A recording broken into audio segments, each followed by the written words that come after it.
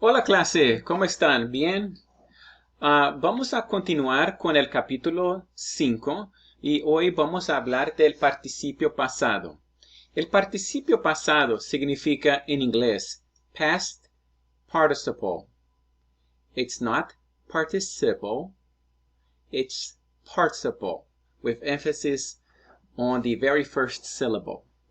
Bueno, first, before we go deep into what is a past participle in Spanish, let's talk about what is it in English. Now, the past participle, it's an interesting verb form. I remember learning English as a second language. We had tables and tables that we had to memorize back in Brazil.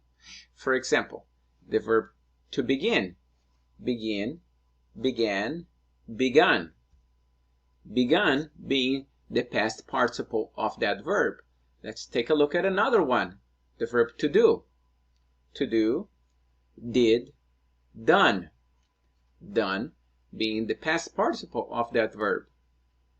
Now, you might be wondering when and how you use the past participle in Spanish. Now, it is very similar to the way that you use the past participle in English.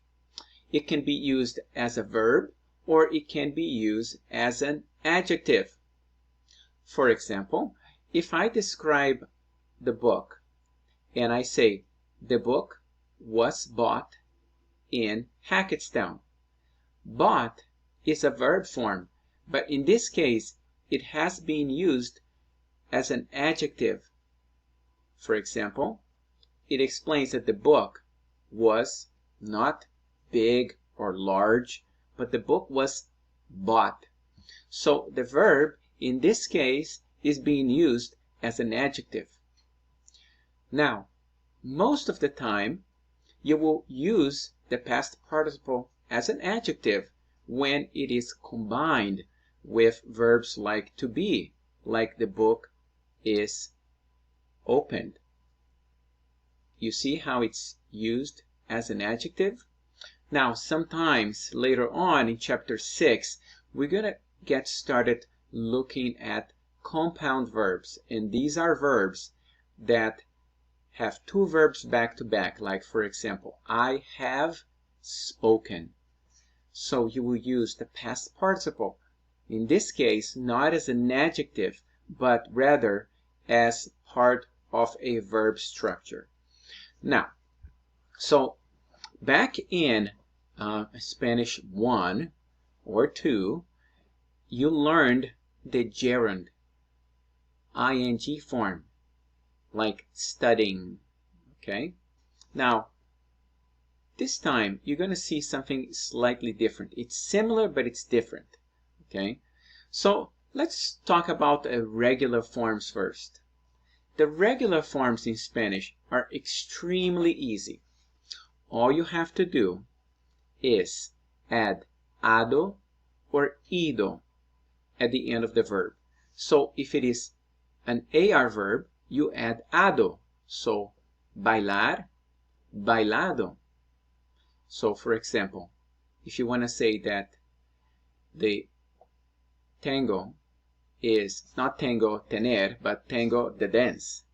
The tango, what we call it in Spanish tango, the tango is danced in Argentina. I would say el tango es bailado en Argentina.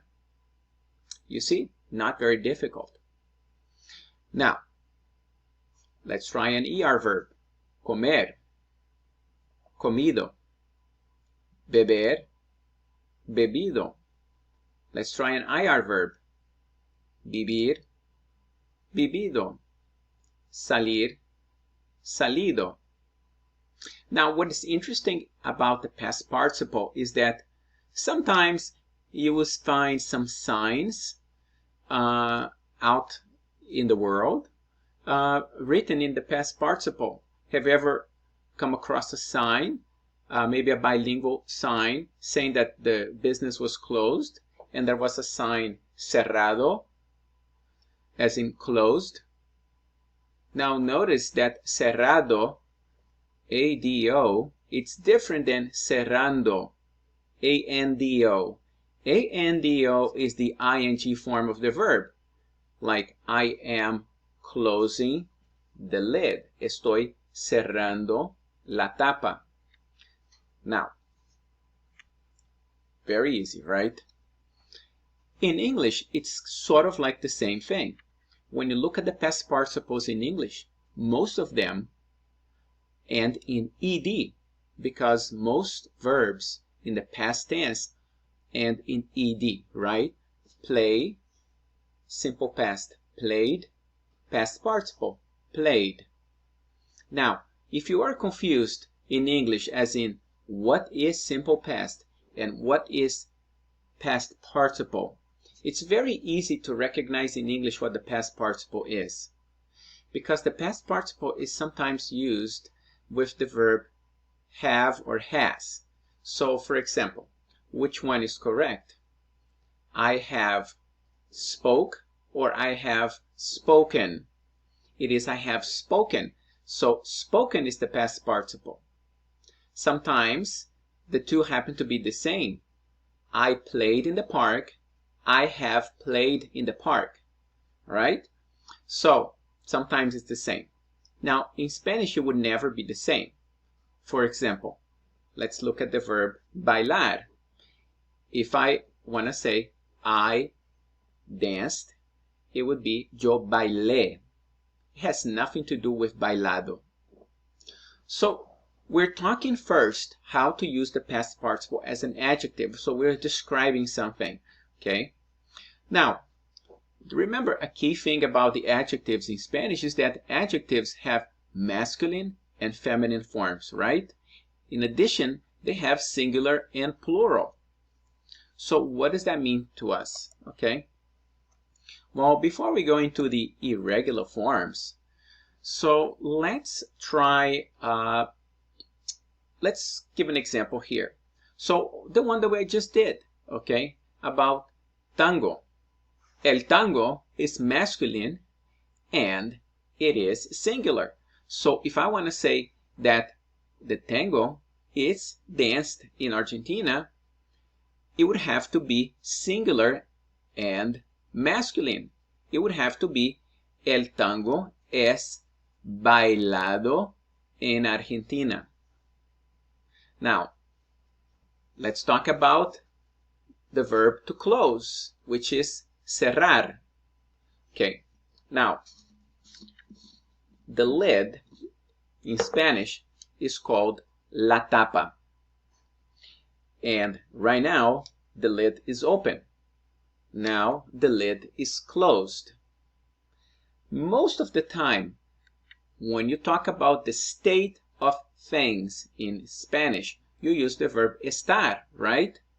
As a matter of fact, the very first word that you learned in the past participle was cansado. Remember? With estar verbs, estoy cansado, A-D-O, cansado or cansada. Now, the verb cansar means to tire.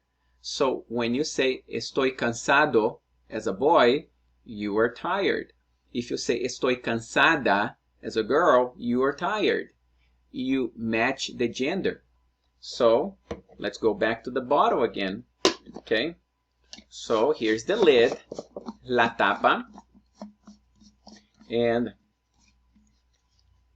righty-tighty. La tapa está. I cannot say cerrado because I'm describing how the lid is, right?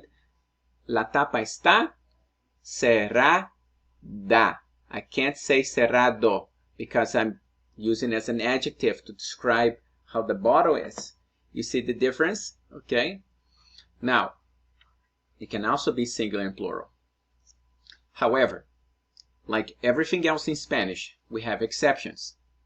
Luckily for us, the exceptions are actually not as complicated, meaning we have many more irregular forms in English than Spanish.